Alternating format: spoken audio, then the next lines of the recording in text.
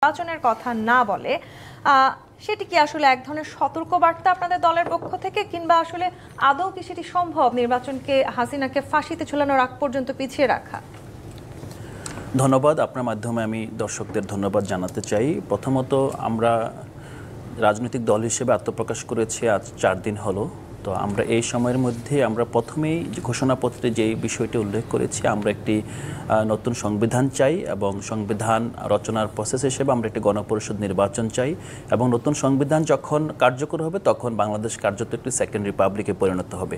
পাশাপাশি আমাদের আরও কিছু দাবি দেওয়া আছে, কিন্তু এর মধ্যে আমাদের, আপনারা জানেন যে গণঅভ্যুত্থানের পর জাতীয় নাগরিক কমিটি যখন প্রথম সংগঠিত হলো, বিশেষ করে যারা নাগরিক ছিল তাদেরকে ঐক্যবদ্ধ করার ক্ষেত্রে আমাদের প্রথম যে দাবি ছিল সেটা হলো যে আপনার জুলাই গণহত্যার বিচার এবং যেই প্রতিষ্ঠানগুলো ভেঙে পড়েছে এগুলো সংস্কার নিশ্চিত করা। আমরা 7 মাস পরেও এসে দেখছি যে এই বিচার প্রক্রিয়াটা এখন পর্যন্ত ত্বরান্বিত হয়নি।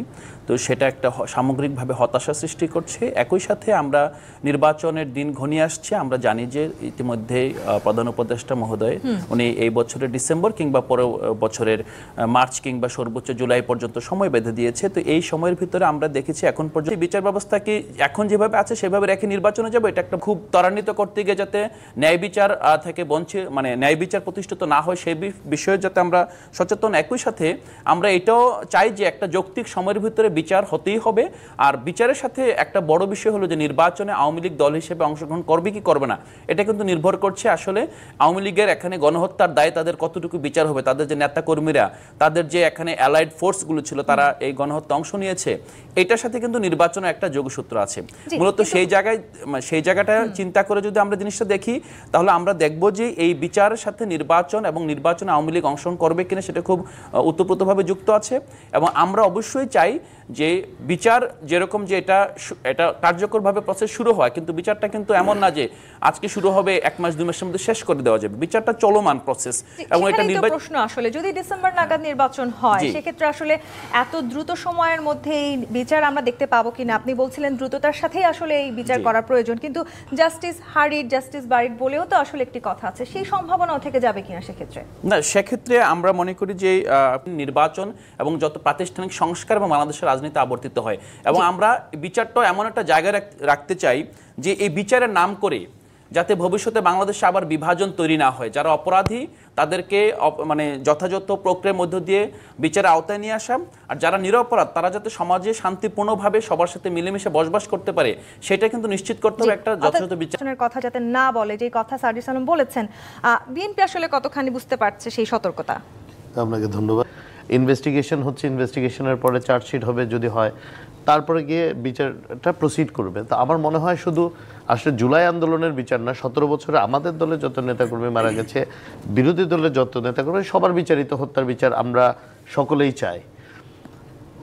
শেখ হাসিনার এবং তার যারা লেসপেন্সে ছিল তাদের এই ঔদ্ধত্যপূর্ণ বক্তব্যের কারণেই কিন্তু বাংলাদেশ একটি রক্তক্ষয়ী জায়গায় গেছে, যেটা আমরা আর পুনরাবৃত্তি চাই না। যে আমরা রাজনৈতিক দল যারা আছে তারা নতুন রাজনৈতিক দল করেছে, উই ওয়েলকাম দেম, বাট হুঁশিয়ারি করা, ধমক দেওয়া, এগুলো আসলে রিটরিক।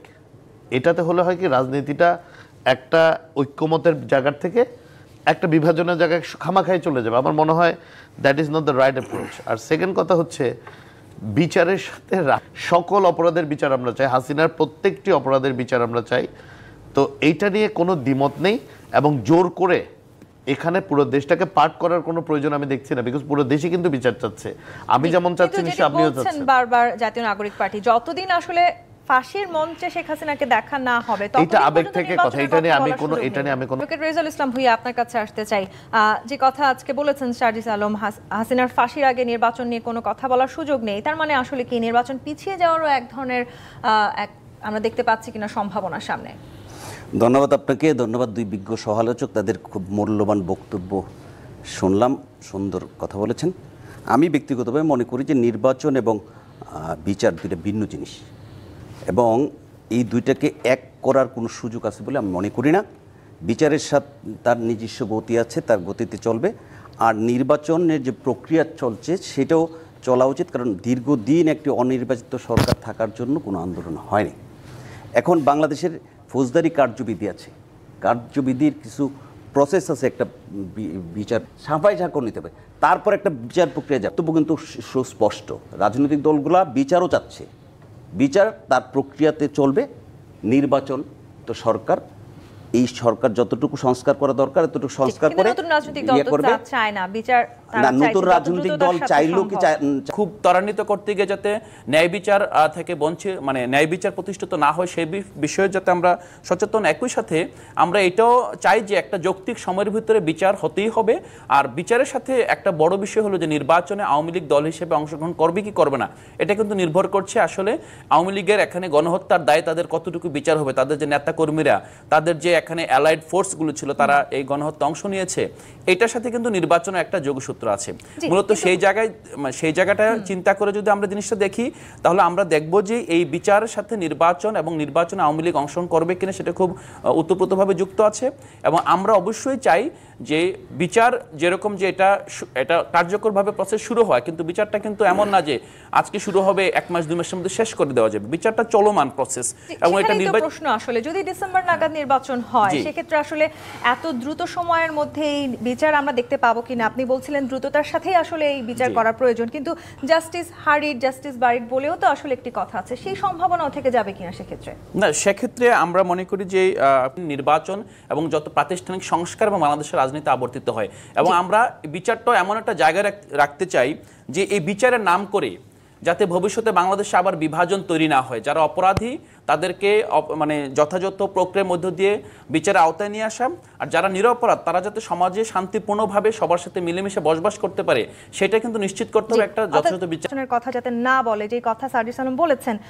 বিএনপি আসলে কতখানি বুঝতে পারছে সেই সতর্কতা? আপনাকে ধন্যবাদ। ইনভেস্টিগেশন হচ্ছে, ইনভেস্টিগেশনের পরে চার্জশিট হবে, যদি হয় তারপরে গিয়ে বিচারটা প্রসিড করবে। তো আমার মনে হয় শুধু আসলে জুলাই আন্দোলনের বিচার না, 17 বছরে আমাদের দলে যত নেতাকর্মী মারা গেছে, বিরোধী দলের যত নেতাকর্মী, সবার বিচারিত হত্যার বিচার আমরা সকলেই চাই।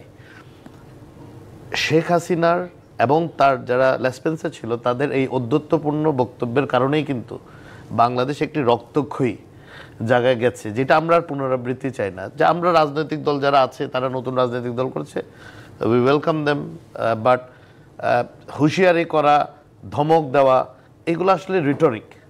এটাতে হলে হয় কি, রাজনীতিটা একটা ঐক্যমতের জায়গার থেকে একটা বিভাজনের জায়গায় খামাখাই চলে যাবে। আমার মনে হয় that is not the right approach. আর সেকেন্ড কথা হচ্ছে, বিচারের সাথে সকল অপরাধের বিচার আমরা চাই, হাসিনার প্রত্যেকটি অপরাধের বিচার আমরা চাই। তো এইটা নিয়ে কোনো দ্বিমত নেই, এবং জোর করে এখানে পুরো দেশটাকে পার্ট করার কোনো প্রয়োজন আমি দেখছি না, বিকজ পুরো দেশই কিন্তু বিচার চাচ্ছে। আমি যেমন চাচ্ছি নিশ্চয়ই আপনিও চাচ্ছেন। বারবার জাতীয় নাগরিক পার্টি যতদিন আসলে ফাঁসির মঞ্চে শেখ হাসিনাকে দেখা না হবে, এটা আবেগ থেকে কথা, এটা নিয়ে আমি কোনো অ্যাডভোকেট রেজাউল ইসলাম ভুঁইয়া আপনার কাছে আসতে চাই। যে কথা আজকে বলেছেন সার্জিস আলম, হাসিনার ফাঁসির আগে নির্বাচন নিয়ে কোনো কথা বলার সুযোগ নেই, তার মানে আসলে কি নির্বাচন পিছিয়ে যাওয়ারও এক ধরনের আমরা দেখতে পাচ্ছি কিনা সম্ভাবনা সামনে?